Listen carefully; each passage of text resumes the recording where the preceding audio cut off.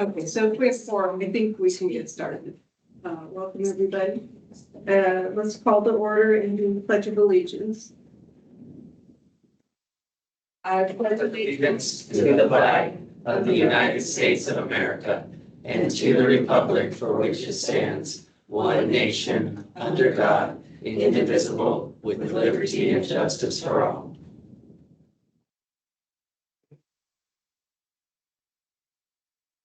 The Pima County Public Library acknowledges the sovereignty of Native nations and acknowledges the 22 federally recognized indigenous tribes of the state of Arizona and those who inhabit Pima County. We honor the vast and often unrecognized contributions and sacrifices of indigenous people and are conscious of the ongoing experience of inequality and political invisibility. In partnership with Native nations, PCPL advocates for full access to its educational, informational, and recreational resources. And do we have anybody from the public who would like to speak at this time? All right. We just want to take a minute to acknowledge the loss of Scott Lukomsky, one of our newest board members. He was really very familiar with the library, had served on the foundation and the Friends, and was a friend of John's. That's right, yeah, and one meeting. I didn't kill him. I didn't mean the meeting killed him, Sharon. But anyway, I think one of the benefits that we have through our association with Pima County Public Library is we get to work with so many smart, public service oriented people, all with the same goal of providing the best public library service that we can. And, so it's a real benefit of working with the library. And, I met Scott Lukomsky when he was on the Friends of the Library board. And we, just became friends pretty quickly. And so I got to know him and his family well. And so I was really happy when he was appointed to the library board. It was great. In fact, I was meeting there for some years after the meeting. It was pretty.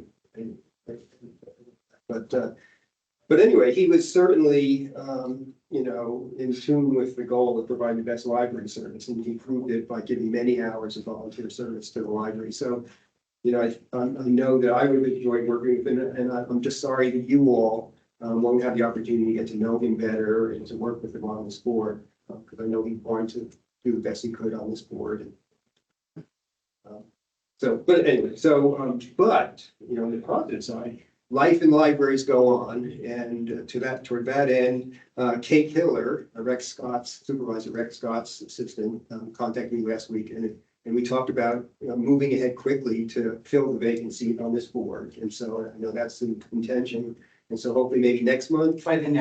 By your next meeting, we have two other applicants we had three, and now I'm contacting these other two. So we should have somebody by next meeting. Yeah. So with Scott being on the board for such a short time, you have a fresh pool of volunteers to choose from. So that was good news. But his wife and family are very excited, of course, because it was totally unexpected.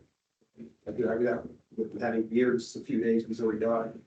And anyway, he's a great guy. He was also a great, he's a great bass guitarist who performed in many nightclubs around here in Tucson. Monterey Court was one of his regular places. And he was the leader of the band, so I guess the band's probably, I don't know what's happening. But anyway, I did tell his wife that I received many emails expressing members of this board's sympathy. And so she knows that you're all thinking about Scott. And then on the positive side also, a week after Scott died, they had a new baby granddaughter was born. And so Scott's wife Susan is pleasantly distracted dealing with a new baby to get her mind off of her son-in-law. But anyway, thanks for asking me to say a few words about it. Thank you, John. It'll be next, and thank you for remembering everything. We will take a motion to approve the minutes from the August 7th meeting. Second, Second. all those in favor? Aye. Any abstentions? Okay. Passes, thank you. Let's do some introductions, and maybe we'll start on the back wall and just work our way around. So if you could start off. Stand up. Can everybody see me? Yes. My name's Julie Elvig. I am the new community liaison for Supervisor Andres Cano in District 5. And this is about the end of the 4th month that I've been doing this. I'm an educator. I taught in TUSD for 30 years. Spent a couple years at the Tucson House as care coordinator for the city. And then I was offered this amazing job. So I'm happy to be here. I'm just here to listen as far as I know. And thank you. Now I know where I'm supposed to be. And being a second listener on the wall, it's like I'm, as said, I'm from Rex Scott's office. And I love this library. My son was raised here in the kids section. He's 26 now. Oh, I already said, oh, sorry. Kate Hiller, Rex Scott's office, and a huge supporter of the libraries, and so is Rex Scott. And it's been great to be here in the last couple of years as so much has been happening here on the advisory. So thank you for all your service. Hi, Sharon Foltz, formerly District 3, Flat Library Board Rep. And my dog Winston and I do read to a dog at 3, soon to be 4 libraries. I'm Pi Paletta, I'm the Executive Director for the Pima Library Foundation. I'm Caitlin Sparks. I'm the manager of the Oro Valley Library. I'm Laura Lopez, your secretary. Anthony Batchelder, Deputy Director of Finance and Facilities here at the library. Ana Sanchez, representing Supervisor Cano, District 5. Steve Holmes, one of the Deputy County Administrators of the county. Marianne O'Neill, representing District 2. That's Mayor, your new library director. Yay! Don Halliday, District 1. I'm Denise Delaney, Deputy Director of Public Services and Customer Experience. Vicki Lassiter, Library Services Manager. Ashley Bias Lockbury, Library Services Manager. Holly Schaefer, Community Relations Manager. Christine Dygraf, Managing Librarian at Dewhurst Catalina Library. Renee Bibby, Library Services Manager. Heather Ross, Library Services Manager. I'm position 3 weeks. Monique Fennis, Library Services Manager in Community Engagement and Outreach, formerly was in Public Services. I'm Dave Herman, Library Services Manager. Dr. Paula Lees, Library Services Manager. Great, thank you. And Can I go? congratulations on all the newly promoted. Online job. Oh, yes, can we do the online introductions? So I can be there with you all. We have a big event. Can you guys hear me okay? Yes. Yeah. Excellent, excellent. Expecting a delivery, so I wasn't able to leave. We have, if you all are familiar with Gertie and the T.O. Boys, the Don Autumn Wyla Band, will be performing at our inaugural Desert Dwellers mini concert series that we're hosting at Saguaro National Park West. So I had to stick around home and wait for deliveries and stuff like that, working from home today. So anyway, Cam Juarez, Supervisor Cano, District 5, working with Ana Sanchez.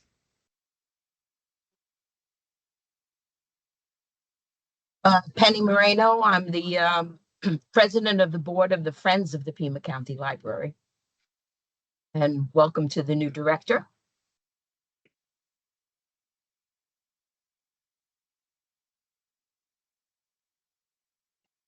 I can't really tell, but is the rest staff or I think we have any other? Ken Zambos, Library Services Manager, and Paulina Aguilera is listening in. I'm not sure about, I think we have some staff and some folks from the community. Charla is also listening in, Charla on staff. Great. And, oh, and Bonnie Bazata, sorry, apologies. Hi, everybody. Bonnie Bazata. I'm a senior aide to Supervisor Jen Allen in District 3, and I get the wonderful assignment of being part of and listening into the library advisory board. So thank you. And, thank you for all you do. Thank you. And let's see, do any of the board members want to comment on activities or library visits? Sounds like Cam has the most exciting months coming up. And I was in, Stuff. oh, go ahead. No, I was just going to say we were invited. A lot of the committee folks, advisory boards, and commissioners were invited by Supervisor Cano to a gathering of all of the appointed folks, and it was a wonderful opportunity to sit with folks and get to know more people from District 5. A lot of great people serving on commissions and advisory boards. So that was about all I got to do. I'm hoping that in the next few weeks I'll be working with a couple of libraries to do some work around the Latino Conservation Week, which is a thing that I've done with the libraries before, that we're calling Cuentos with Ranger Cam, or Story Time with Ranger Cam. So I'm hoping that we can get that scheduled over the next few weeks. One thing I just wanted to mention was, last month we were giving the handout, the books, the books invited to the cookout.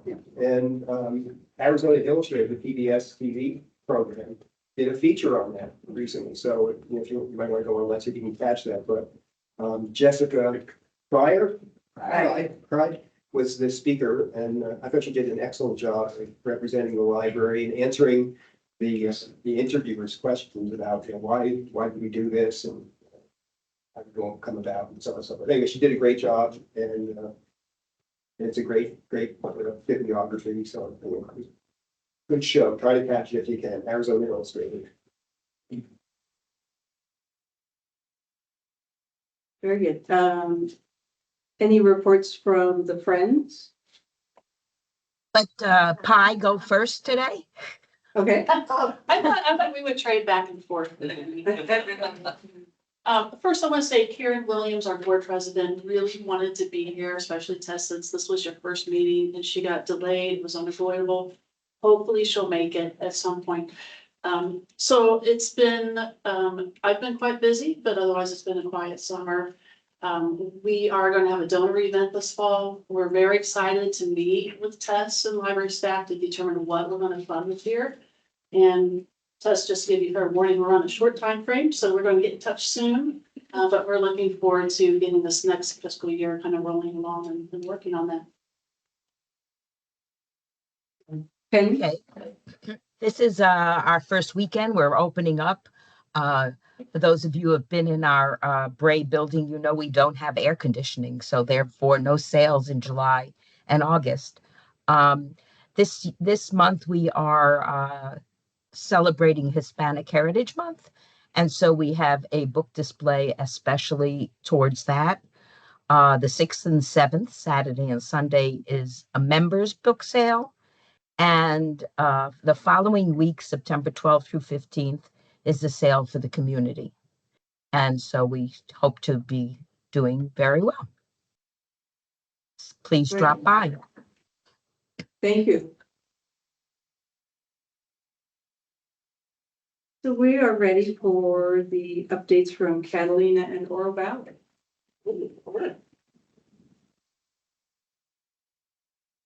Am I gonna do the board touchies? You are the board touchies. We have to. I'll make it big. You have to share it. Slideshow. I can do it. Oh, Got it. thank you. I'm gonna share the slideshow. Yay. All right. As I just said, I'm Christine Dycraft, librarian 2 and branch manager at the Little Branch of Dewhurst Catalina Library near the Santa Catalina Mountains. And I'm Caitlin Sparks, librarian 3 at the Oro Valley Public Library, also near the Santa Catalina Mountains. And In the north. In the north. And I started as a as a page at Anini, which I want to point out, because I think a lot of our managers started as pages, so. I started as a librarian one and I've worked at 4 different branches. Catalina is my 4th. So we talked about how we've also, Yes, I've done we've 8. got experience. Yeah. 8, yeah. So we shan't list, but it's, Yeah. it's a lot. Oh, yeah, and where we are, so we wanted to just illustrate that we are the farthest north. This is the Pinal County line at the very top. So we're covering a lot of the north region. Everything's more spread out. We're not covering this region because that is The the mountains. mountains. Yeah, Which is- can't live there, sorry. But yeah, we share a lot of patrons with Nanini, Abbott, and we get a lot of people from Dove Mountain as well. Yeah, and then Catalina gets a lot that are from the edge of Pinal County, Oracle and Mammoth, and Marana. We have an average staff height of 5'10". We're starting with a few stats, and our daily gate count's around 177 people, can get as high as 250. The monthly gate count then comes out pretty on a wide span, 3,500 to 5,600 in a month. We have about 3 paid programs and 11 to 14 staff-led programs. I have staff who love to lead programs, and we have programs that are really popular we'll talk about in a moment. But that brings people in. We are largely the 85739 zip code, which has a population of roughly 19,000. I'll talk a little bit about how that's quickly increasing in number. We have a good number of Spanish speakers up there. Our Spanish collection is beginning to really improve with our part-time LA's help. Our average income is, again, also very vast. So we have a very diverse community up there. We have an entire span of individuals who've got high school degrees, and we've got people who have high degrees. And then we have a lot of retirees in those retirement communities that have got a lot of money and education. So it's a big span of individuals, and they all come to the library. Okay, and the average staff height was my fault. I thought it was kind of funny because I noticed when I helped out at Catalina, they're all very tall and everything's on the tallest shelf. And then you go to Oro Valley and we're all very short. So we're 5'4" is our average staff height. We have nearly 16,000 active library card holders that have the Oro Valley Home Library. Our average daily gate count, people through the door, is about 1,000. And our swings are in the 10,000s. You can see it's separated seasonally. So we definitely have more winter visitors. That's more in the 30,000s of monthly gate counts. Our annual circulation is the highest in the system, and it's the highest by quite a lot. Our next closest branch being Wilmot, not even getting to 200,000 circulations, where we're at almost 250 usually. And so I just did an average daily circulation. That's how many books people are checking out per day, 776. We cover a lot of zip codes, as I mentioned, but that also means we share a lot of patrons with other branches as well. And so there's just a little bit of population information. We are growing quite a bit. So part of Catalina and Oro Valley, the Marana area, it's all spread out. There's a lot of vacant land that is being developed. A lot of development. One thing we do at Catalina and Oro Valley is we share schedules, we share staff. So I just wanted to give you a highlight of what our schedule looks like. This has gotten really nice over the last year. We've got an influx of staff. Thank you. But we are still sharing with Catalina. So for example, if Christine goes on vacation, we're sending staff up there. Christine works one day at Oro Valley, and we send one staff to Catalina so that they know how to run Catalina and if we need to go up there to help cover. So those are some of the things we do. We do a lot of staff sharing right now, and it's working out very well. It gives people a different view of the Santa Catalina Mountains during their work week. And it's beneficial. We share even down to pages so that pages get trained up and experience in a small branch and a large branch. And then that has helped with them becoming or getting promotions within the library because they can speak to small and large branch challenges. So we have some guiding realities and responsibilities being a very small in a shopping mall library, which means that space is at a premium. We are able, because of where our desk is right inside that door, to greet everyone when they come in. They get a smile, they get a hello. We do very much cultivate the small town flavor. We will use people's names. We have regulars who are regular, as in every day, pretty much. They come in and they read a lot. They like our resources. And it is a cool place to be, not just a cooling station, and a place to get help. And that's how we are seen. We have to maximize our display space and things like that because we are what is called a collector branch. We get more books than we circulate out. And so we're constantly doing collection management, and Oro Valley is our overflow. So we can send materials there when we need to. And again, conversation about that all the time. And then we have to keep it exciting and tidy. So we rotate our displays and we keep them very full. But it does mean that we have places, very few places, for example, for bulletin boards, because we have all this glass. So our bulletin board gets pretty busy and things like that fairly quickly. We have to be on it and rotate those as soon as we know they're out of date. My cat staff is awesome. This is it. And in fact, I no longer have this page. Harry is now in Oro Valley. Again, someone who's probably going to move up in the system. So we've got David, myself, Leticia, and Michael, Harry and Camille, the pages. And here's just a breakout of what they're awesome at. The fact that what this points out is that we really complement each other. We have different likes, dislikes. We have different skills. They match well together. Leticia does the seed library. Michael's the backup of that. Michael is our tech guru, and we all try and keep up with that with him. David is our math genius, our homework genius, and also very good at local lore, and leads a couple of our really good staff programs that are highly attended. People do come for books or materials, and they stay for that sense of community. And again, highlighting here some of the major programs that we lead that are staff-led, that our patrons love. The Garden Club and A Sense of Place and Time are just starting again this September.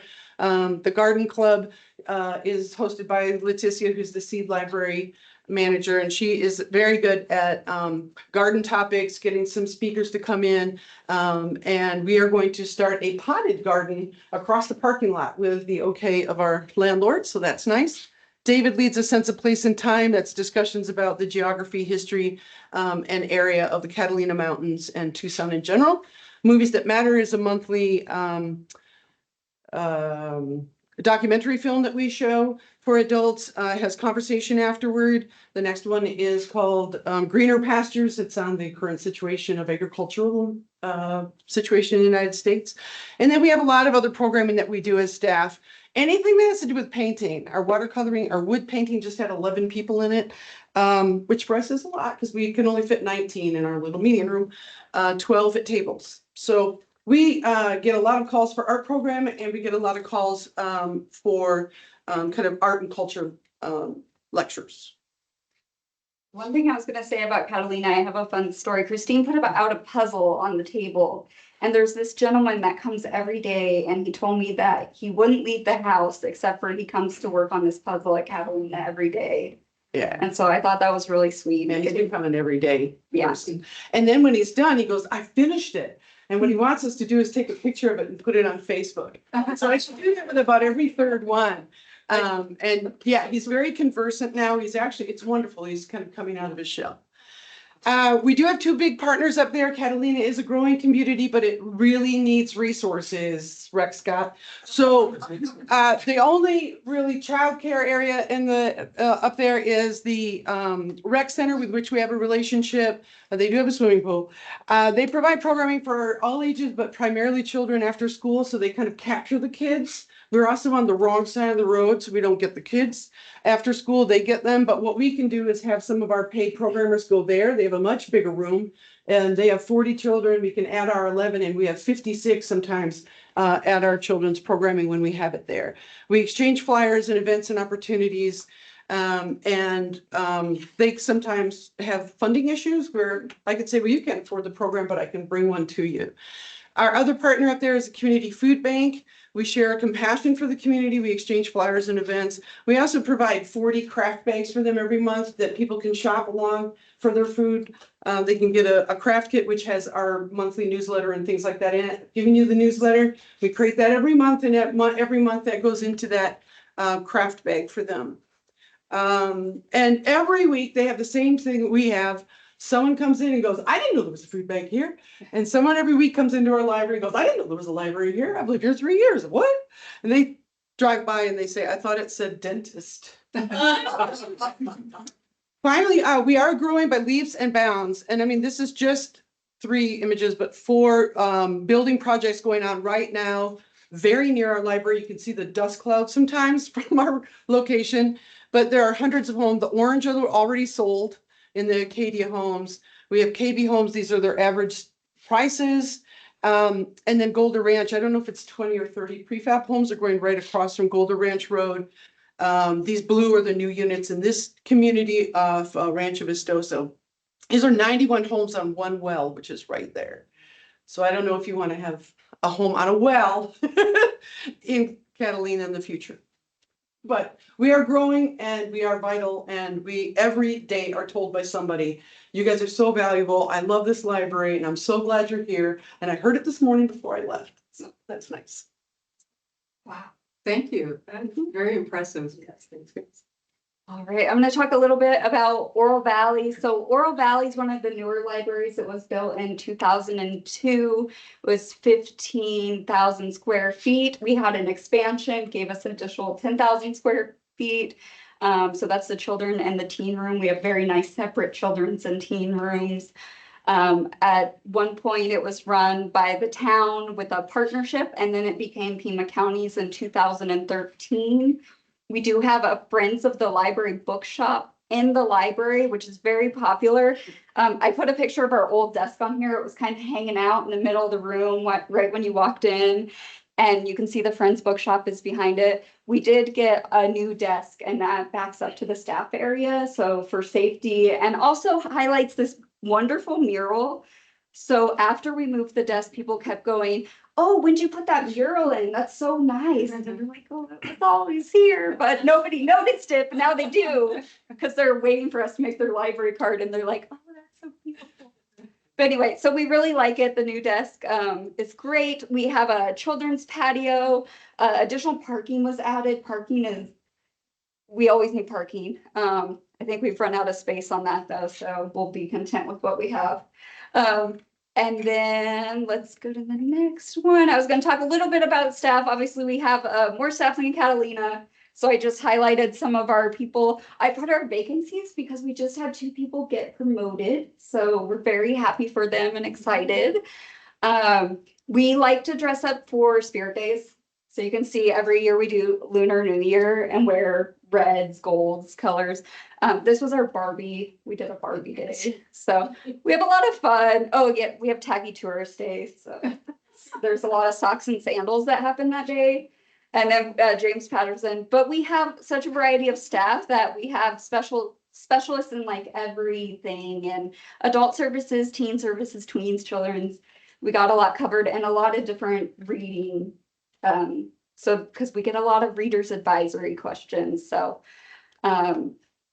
we do a lot of displays too. The Oro Valley volunteers are essential for us to keep this library running. We have about 15 adult volunteers that are just working for the library, and they do paging slips. Our teen volunteers, we get a lot during the summer, so we're finding things for them to do, giving them job experience. They really want that.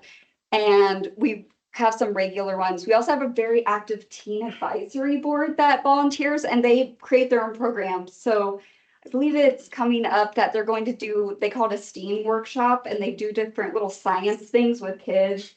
One time they were like sequencing DNA from strawberries, I think was one of the things they did last time. So they're very inventive, and they come up with this on their own, and they always like do the programs for families. So that's really fun. I will highlight the Friends of the Oro Valley Public Library. They are in our library. They have quite a few volunteers, 40 regular volunteers. They work about 82 hours per week, total, not like each individual person. And the bookshop manager, I asked her how much she worked, and she told me that she only worked 20 to 30 hours a week, but I would say that's a lie. It's probably about 40 to 50. She's very dedicated and always there, and a joy. And they make quite a bit of money for the library. Everything they make in the library and at their book sales goes back to Pima County Public Library. Their spring sale alone, they made $26,000. I kind of talked about displays. So we have people who like all kinds of books. We do a lot of displays. I tried to count how many displays we had, and I kept forgetting some. Just to highlight a few, I wanted to point out we started this Affinity Teams Picks a year ago, and it's been very popular. So books for the Pride Team, Many Nations, Synapse, we put on display, and we can't keep the shelves full. It's kind of amazing. So you may always see us filling displays if you walk into our library, because that's really what we do. We have a lot of readers, and they always say, I love your displays. Thank you for filling the displays. So it's pretty great. And then our programs, we have a lot of programs. I did not bring our flyer. Apologies. We have 3 story times a week. We have a lot of things for adults. One thing I wanted to point out was we noticed in the last 5 years, our attendance for our lecture style programming has decreased. So we're still getting 20 to 30 people, but pre-pandemic, we were getting like 50 to 70 at these types of programs. Now people really want hands-on and social activities. So we have trivia has been very popular. Our mahjong and our chess are pretty popular. And then art classes. Everybody wants art classes. So you can see my staff member there was holding, I don't know if that's okay. The blue heart. Was holding the art from the art class. And they told me that in that class, there's this woman that said, you know, people have this perception that Oro Valley has a lot of money, but I'm retired, I'm on a fixed income, and this is my opportunity to try art and make friends. And I guess in that class, this woman made a friend, and they were planning to come back for another program next time. So those are the kind of things we like to see. Okay, quick customer comments. I've compiled some over the last year. What I noticed is that we're helpful. I have another sheet of paper, and there's 5 helpfuls in there. So people think we're great, we're helpful, excellent customer service, and they love the library. It's the layout, the atmosphere, the plants, the displays. We have a lot of seating space compared to some of the other libraries. So people come and they stay and they study, and they don't always have that opportunity at like somewhere like Catalina with more limited seating. So. Right. No, those are our puppies. The miniature cat and Oro is not dogs. It's people. But both of our communities are growing. Lots of retirees, but they're, again, a lot of them are still on fixed incomes. It is incorrect to think that they're all wealthy up there and with lots of resources. There is a deep need for resources up in Catalina and even Oro Valley. Childcare specifically, but free social activities. It's great that SunTran goes up to the bus stop that's still a quarter mile from Catalina. It's the only stop at the Burger King down by the Golden Ranch Road area. But that is vital. It's a vital thing. And the Dewhurst that my library is named after is the woman who made sure that the bus did come up to that community. Opportunities for the library to fill gaps do still exist. There's still health needs. The COVID tests are going like crazy right now. Blood pressure cuffs, I only have 1 set that's not checked out right now. Heat stress supplies have gone out very much this summer. Technology needs definitely, quiet study space, homework help. All of these things that that we do as a library system are very much in demand and very heavily used at both of our branches. And currently we're relying on Oro Valley for children's programming. And that's again because we're on the side of the street. Kids can't come walk and bicycle. Everyone must drive to our branch. And then we have other staff and other capabilities that Oro Valley can also say that we have. So we have homework help. David is fantastic at math, for example. And then we have sometimes we have resources that you guys run out of, and you can say, hey, go to Catalina. They may have some of that. So they call over and then they drive over to get COVID tests, for example, things like that. So we work together a lot. Yes. And this is our shameless plug for adopting dogs. Yes. Yeah. Just had it for 2 weeks before. It's awesome. Is computer use still a huge draw or less so? And Oh, I very, think Oro Valley, they'd all have their own computers, right? Oh, no, there's a very deep need for it and a very deep need for Wi-Fi, the internet, printing. Even if it's just a stopgap, like people will come in and go, my printer broke or I'm out of toner and I've got to have this thing. We have people coming in fairly regularly recently for job help and our job help binder, which we keep up with weekly materials sent by someone from Woods. But that job help binder is key to people. They will search through that. They will look through that. They come and they get up to 10 resumes printed for free. And they're amazed by that. They're like, really? Like, I was just gonna print 2. I'm like, no, 10, take 10, get a job, come back and tell us when you're successful. And they do. They come back and they tell us that they've succeeded at getting a job or they've gotten into an internship or something like that. I will say at Oro Valley, the computer needs aren't as high as other locations. Like Wilmot, Gulf Swings, they're all gonna have higher computer use than Oro Valley does. We still get quite a few people and are helping people on the computers, but it's not the volume that other branches are getting.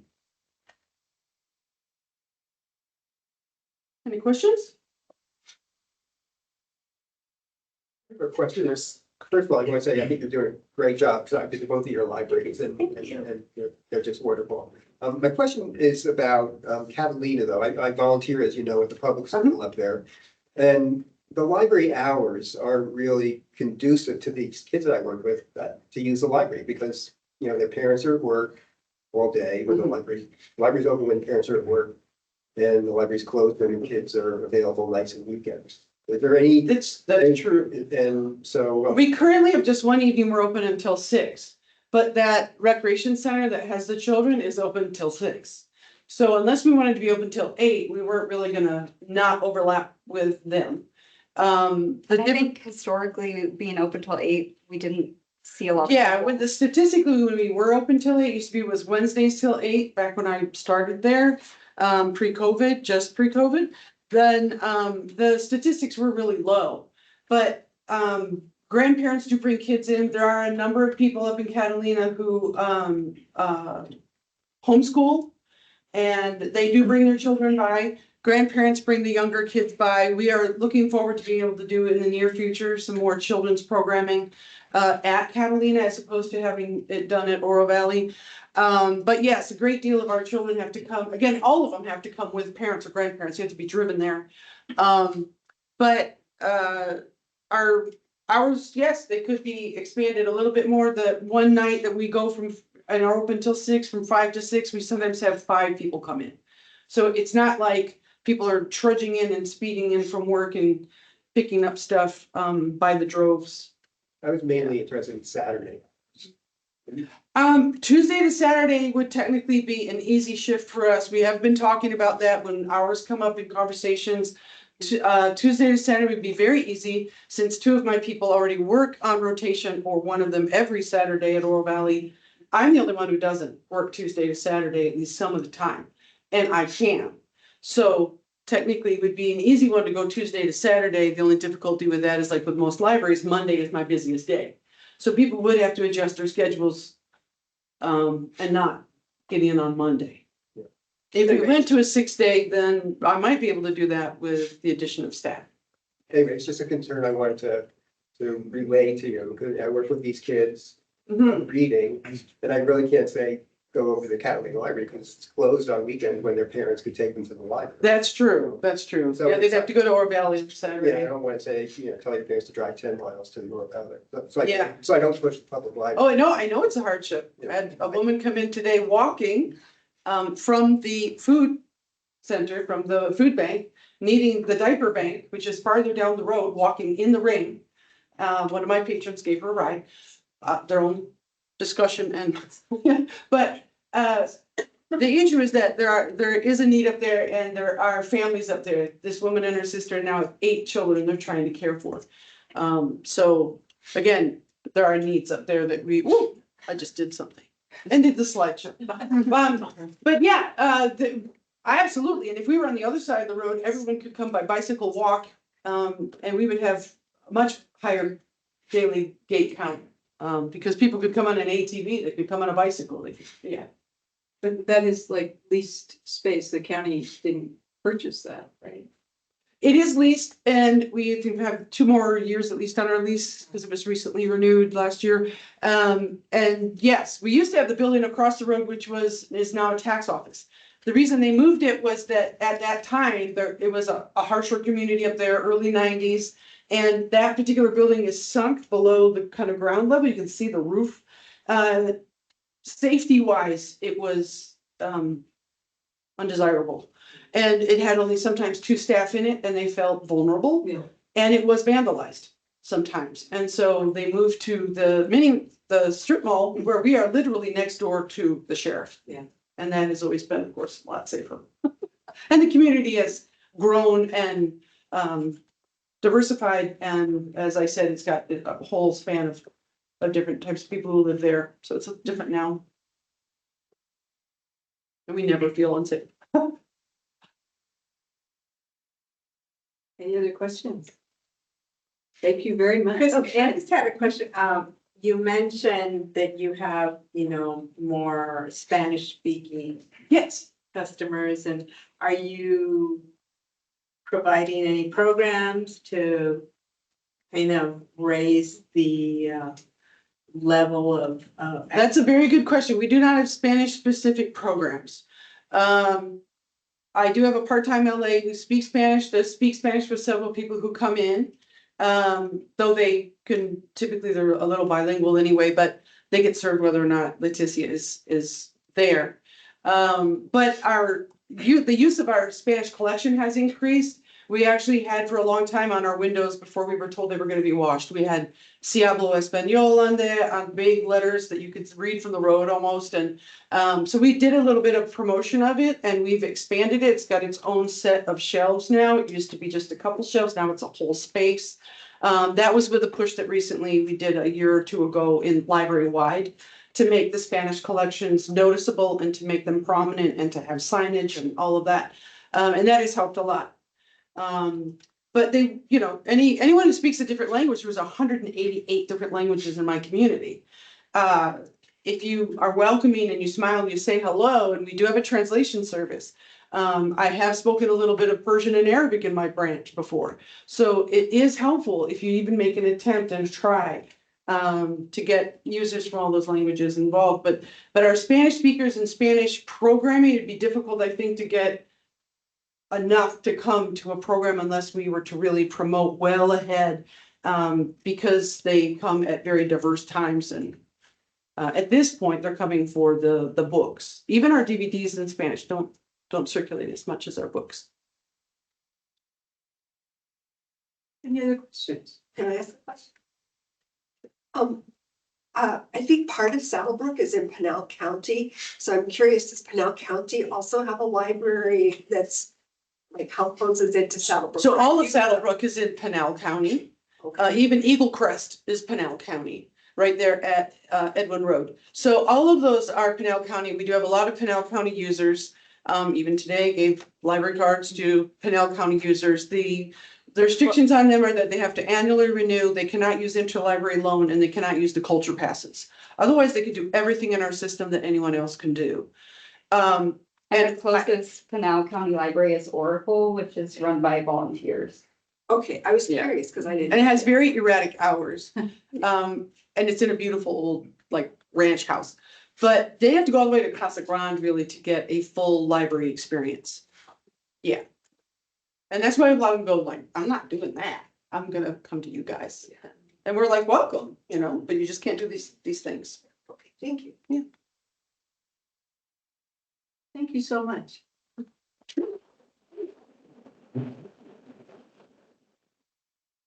And now we welcome Tess.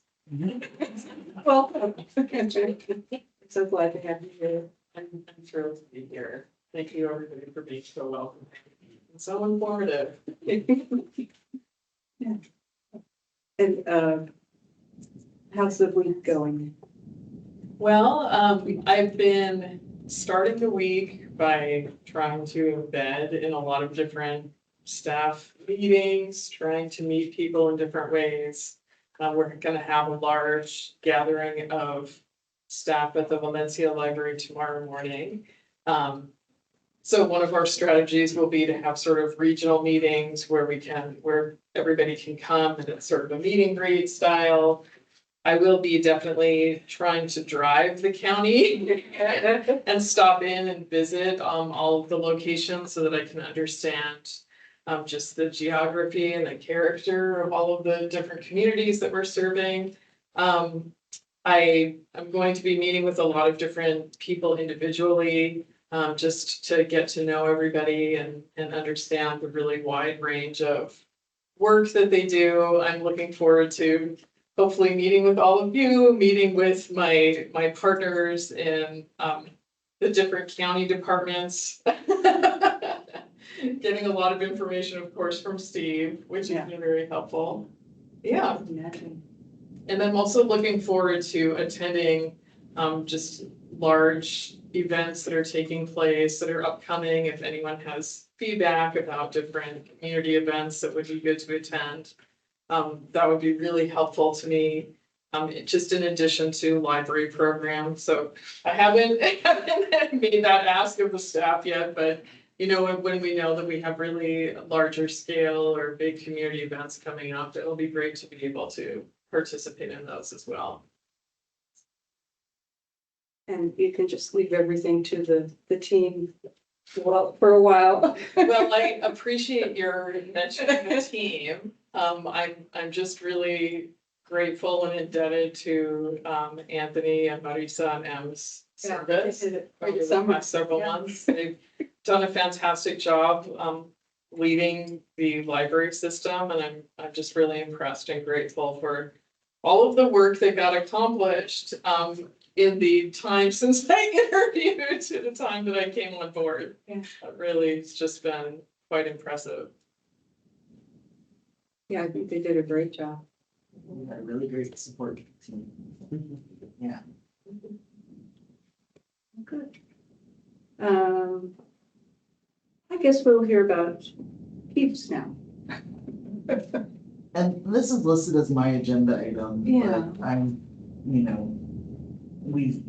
I think Steve will help a lot with this. Yeah, it was mostly my suggestion to put it on the agenda. So. I just thought it was important that if any memos that are circulated to the board of supervisors relative to the library advisory board has an opportunity to take a look at them. This was one where I thought it was real important to share a little bit with the board of supervisors, the needs of the library relative to the budget. I think there had been a lot of questions, concerns raised around now that Peeps is in the library budget. What can we do? What's going to be sustainable? And I think it's the first opportunity, thanks to the library staff, to really begin to share with Board of Supervisors the need for increase of the secondary tax rate to continue to maintain the momentum that this group has led with staffing and getting libraries back up to staff. And equally important is to continue the general maintenance of buildings along with new library systems, Southwest Libraries. So I think this was a important document to share with you all that shows over time. It's a complex spreadsheet with the budget, but to show the needs of the library, what that looks like over time for some remodeling for a build out, along with some of the staffing asks that have been shared with this group before. The bottom line there, though, to continue to maintain, because there is a commitment from the board to maintain Peeps and make sure the library is taken care of.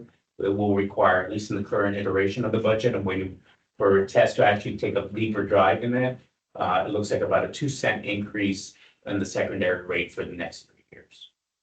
And so that's the purpose of that memo and relationship to sustaining the Peeps program along with the work that the library let's continue to do. And so I just wanted to make sure you're aware of that memo. If you had any questions relative to the budget, I think it's a pretty complex document. I didn't expect you to kind of go through it, but it was just analysis that allowed us to make that really front and center to the board of supervisors at this last meeting. 2 meetings, sorry.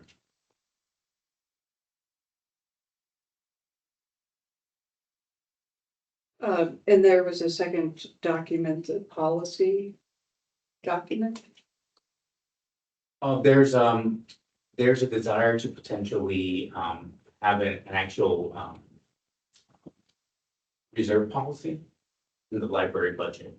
Right now, we don't have a current policy for reserve, in any of those, taxing districts. And so I know our board of supervisors were questioning what kind of reserve should we have? The standard that we've used, it's not in policy, but in practice with our finance department for doing budgets over the last few decades have been 3 months of reserve. So that's reflected in the document. But I know at least Supervisor Scott wanted us to look at a actual reserve policy across all the taxing districts. So there's a draft of that for review from the board of supervisors to decide if they want to actually move forward with a reserve policy in the library district. But the document that we saw was specifically just the library district. That's correct. Yes, this is a library. I think there's a desire to look at all of the taxing districts for the same reason. But it was ruled in reference to the library district because we've had so much cash reserves in there. There was a lot of concern of what that meant. We tried to provide some clarity on how those reserves over time are important to sustain the build outs of new libraries along with the continued maintenance or remodel of the library systems. But absent kind of a board policy, I think there's some concerns that over time, if any of us are not around, that there's not clarity around what we want to keep in there. But it's just a policy proposal. It's not an ordinance or. No, It's not codified, but no, it's not final either. it hasn't even been proposed formally to the board. It was a question from Supervisor Scott when we met with him regarding the PEEPS budget, and so he wanted us to take a stab at what a policy could look like and what we would recommend to the board if it's something that we wanted to move forward. I've never seen anything like that in the library district past. And do you have any comments on that? I've seen it before. We have one for our health benefit trust, for our medical that we do. They Oh, have- for they have- your, For our benefits. that yeah, we're sure, self-funded yeah, funds. And I think, I haven't seen anything for the library, but I mean, it makes sense coming from finance. I mean, it makes sense to make sure our fund balance is protected and the county's interest is protected. I think I've heard about it tangentially from other departments that they've considered this. It's a best practice. Yeah. For different public library jurisdictions. We have a reserve policy for our general fund, which is the equivalent of 2 months of expenditure. And that was recent that we actually adopted that. In the past, to your point, Chair, it was not something even us as a general budget that had in place. Well, I have to say that having worked in the library system when we belonged to the city of Tucson and the budget issues we had there, and then moving over to the county, I think, being under the county has been financially much more positive for the library. Oh, yeah. And so I want to make sure that that continues. And I think, just the fact that the Board of Supervisors is looking at the impact of PEEPS and what it'll have on the budget. And, working to ensure that the library still has the necessary, funding that it needs to sustain itself in the manner that it has been run, and I think it's doing an exemplary job of serving, our communities and Pima counties. So, I'm hopeful that, our trust in the county, will continue to serve us, and that, looking at what needs to happen with that secondary tax to ensure that, you know, our libraries are continue to be funded well. You know, we'll see what our community has to say about that. Right, and I said that was just labeled, you know, scenario. I don't think there's any guarantee of that. Correct. And I also think the language in the policy is really needs a lot of work. No, I welcome some feedback. This was a draft that was put together by our finance department, just kind of general policy draft language. But yeah, I welcome, we're not gonna move anything forward. I think we want to hear some from you until kind of we get a little bit more clarity on. I think that's what was important to put the memo in front of all of you, some of the discussions that would happen. But yeah, welcome any feedback that you have or any thoughts on a reserve policy in general. If you even think it has to be more. The standard, at least in the general fund, has been 2 months. 3 months again has been just our practice. But you may have a preferred, right? Well, I'm more concerned about the concept of emergencies, and that doesn't seem very well defined. It covers a lot of things, so I think it needs to be a little more tight than that, just my opinion. No, that's great feedback. I think what could deserve some additional attention with the board could be also how we budget for emergencies outside of the reserves. In other words, there are capital and some lines in that budget that we should take a look at as well for just general maintenance. Right, there usually are contingency funds in most areas. That's correct. So there's some built-in things that we know, you know, as emergencies come up that we've set aside for general, like $1 million that's in there. But we can build it in both ways, right? It could be part of the general budgeting as we look at just our outside of the reserve, or we build a larger reserve, right? So there's 2 ways that I think we can go about it. I think welcome your feedback. Well, on a broader scale, I think all of us support peace. And so it does seem logical if you're gonna, you know, take the money from somewhere that should be pumped out of the library fund. My main concern is long-term. So we just heard from Catalina that basically their library's on the wrong side of the road. And it's not near where all the development is going on. So I mean, it just seems that someday something's gonna have to happen in Catalina. To have a bigger, better library to serve these thousands of people up there. I was over in Marana recently and they're building like crazy in Marana.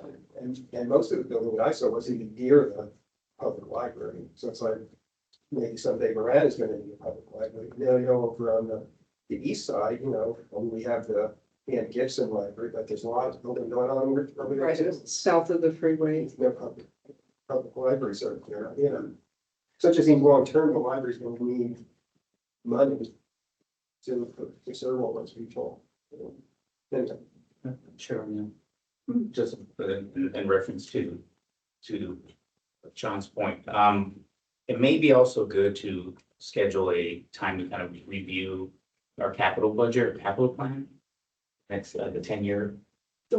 Sure, I think first test should. Yeah, after. that, yeah. Yeah, but that I think would be part of how we could look at some of the concerns that you have, John, in terms of looking.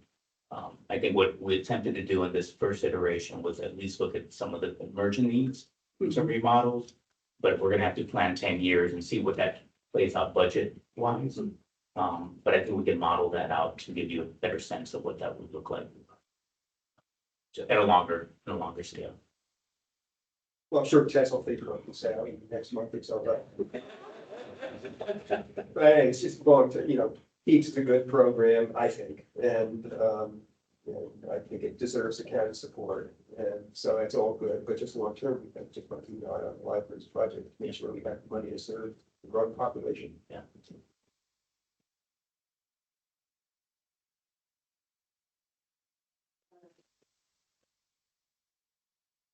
Any other questions? Comments, okay. Let's move on to unfinished business. Also, Steve, downtown library. So we closed on the purchase yesterday. So the Wells Fargo purchase was closed Yeah, literally yesterday, so that's the thing. Yeah, geez, the days. I don't know, I have these, so. Tony was picking him up. Okay, yeah, so that's closed, then we're gonna have to start now that process is done to, procure a, design piece that would start that whole public input process. I know, and I apologize in advance, I'm talking more, and after this, I'm not talking because Tess is gonna learn. But I thought it was not fair to her in this first meeting. No. I think she had a lot more Yeah. input into this. But just the idea would be to engage in the public input process. I think Tess has some great ideas of what that could look like. And just let her kind of get settled in, but that timeline begins now to begin with material. Moving back to murals. So yes, I believe, the murals will end up with the murals. I think the question then becomes, through the public input process, what do we want to do with it? Right, I think that should be a broader discussion. I don't think we're prepared to say, the murals will go back. Right, with that, but there are some, real strong opinions on them. Mhm. And we'd love to make sure that we have ample, broad conversations about them. And where they go. But it looks like it's looking like we're heading towards that direction. And we'll acquire the murals, but where they go, maybe your office, no? Yeah, no, they can. So yeah, we'll go through that. I will have more firm information on the mural probably by the next meeting. We can share it through Tess. But I do want to make sure it's clear that I think where they end up needs to be part of this engagement process.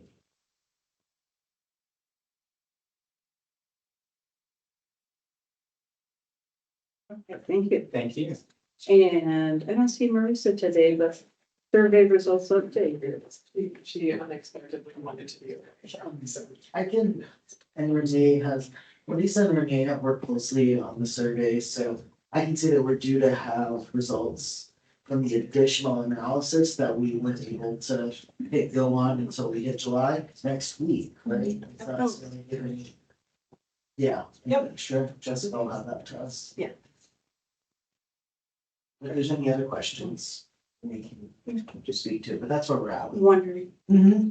Thanks. Holly. Hi, everyone. A huge and happy welcome to Tess. It's great to have you. It's that time of year, school has started. I know my 13-year-old has already been doing homework. So if you go to library.pima.gov/homework, super simple, you find all kinds of things. We have Tumble Math, K-6, Learning Express Library, it's elementary and middle school. We have skill sheets in English and Spanish that you just open up and print. It's beautiful. Online tutoring, BrainFuse, every day, 2 to 11, English and Spanish. We have tools in science, social studies, art, all the things for teens, tweens, kids.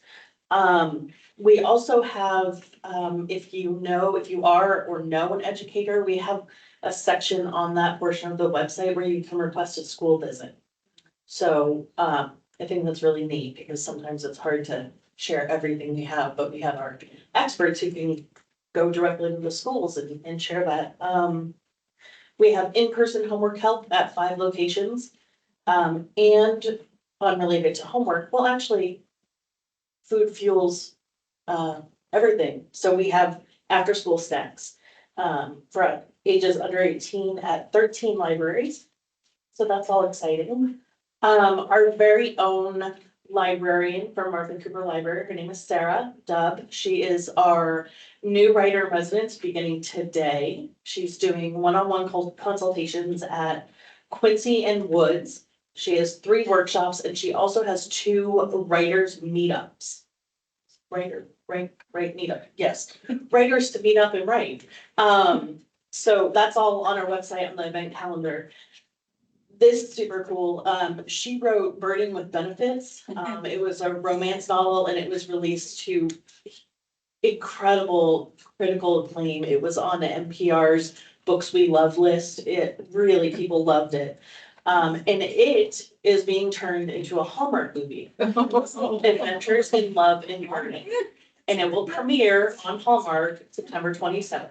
And I also believe there will be a release party fun time at the Loft. I don't know much more about that or how it's working, but her next novel, Honey Be Mine, as in BEE, will come out early next year. And Sarah is wonderful. So if you write or you know a writer, just definitely promote the Writer in Residence program. That's all I have this moment. Questions? Great, thank you. Of course. And So I'd like to announce our two, so Frank Zambos and Monique Perez are moving into community engagement, to workforce development, and adult services work under Ken. And Monique will oversee youth services and community engagement. And so they did reintroduce themselves, but happy to announce the promotion of Heather Ross, and Dr. Paul Mays. Heather has most recently been the manager of the Himmel Park Library for the last decade. She's been with us for many, many years. I'm so excited to have her on board. She brings a lot of skill and strength. Paula has worked, she used to work for us full time many, many years ago and left to get her PhD in information resources and library science, and her background is in health sciences. She stayed this whole time subbing with us occasionally, and we're really, really excited to have. Most recently, she's been working at the University of Arizona, so we're really excited to have her. In public services, I think our biggest lift this month was that we had an all-day workshop for page supervisors, which is the first that I know of that we've done that, which is we're onboarding 61 pages next week. And so to help the branch managers and help get all these page supervisors ready, we did an all-day training workshop in like supervisory development and all kinds of topics, and got them to get to know each other. Everyone sent their page supervisors from their branches, and we convened at Wilmot Library. We were able to give them lunch and do a lot of team building, and it was a really fun and successful day. And got some good feedback, so. And any of those 60 have prior experience in the system? I can't say, it was a big list. I can't say for sure, but I do believe we did. I don't think that was we did do what we call SMEing, so subject matter expert. So having library experience points towards your process. So a lot of folks, we had an overwhelming amount of people apply for this position, and we're gonna move towards, we had to do this to cast a big net and fill as many holes as we're able to. And surprisingly, everyone said yes. It was wild. Like, it was by a lot of, like, everybody said yes to the job, which is so rare. And we were able to get to hire everyone. We have very, very few vacancies at this point in pages, and the additional ones, and going forward, we're going to do individual branch positions. So that'll be a lot. But yeah, it's been great. Cool. Yeah, super excited. And so the branches are gonna feel a little like pulse of energy. Yeah, they got a lot of emails today, like Vanessa's team's been working really, really hard, and they send out notification emails with these are the new staff and what to expect them and all of that stuff, and so everyone got their numbers today, what to expect, all that sort of stuff. So, the buzz in my inbox, yeah. Yeah, great job. Okay. Anything else for you? I think that's it for all cases. Anthony. So just on the staffing topic, we've been hiring a lot. We have a lot of recruitments that we've kind of been wrapping up or we're in the process of. Pages was the heaviest lift. As Em alluded to, we had hundreds of applicants. And so it was great. We've had a lot of support through this process of requesting the PCNs and getting them, and now finally it coming to fruition. The majority of our vacancies that we have now are either full-time permanent staff or part-time library technical assistants.